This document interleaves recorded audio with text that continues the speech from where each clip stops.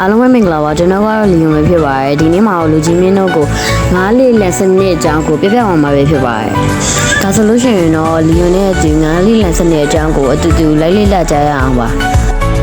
9လေးလန်စနစ်ဒီလဲလဲဆက်ဆက်ဖက်မိတာတော့ပင်လယ်စာများကိုရောင်းချသည့်နည်းလမ်းဖြစ်ပြီးဝယ်ယူသူများချင်းလေးလံဆွဲကအမြင့်ဆုံးလေးလံဆွဲသူသည်ငါးများပြကိုအနိုင်ရသည့်နည်းလမ်းပဲဖြစ်သည်လေးလံပွဲများသည်အစင်းလာသို့မဟုတ် electronic နည်းဖြင့်ပြုလုပ်နိုင်ပြီးလေးလံပွဲမစမီငါးများကိုစစ်ဆေးခြင်းခွဲခြင်းနှင့်ပြည့်စုံခြင်းတို့ပါဝင်လေးရှိကြသည်လေ့ကျင့်ထားသောကျွမ်းကျင်လုပ်သားများသည်ပင်လယ်စာများ၏အရေးသွင်းကိုစစ်ဆေးကာလေးလံပွဲအတွက်ပြင်ဆင်ခြင်းမပြုမီအမျိုးအစားအရွယ်အစားနှင့်အရေးသွင်းလိုက်စီထားကြသည်ငါးဖမ်းလေများသည်စိတ်ကမ်းသို့ရောက်ရှိလာပြီး၎င်း၏ဖမ်းမိထားသောငါးများကိုလေးလံတင်သည့်နေရာသို့တင်ယူသွားပါသည်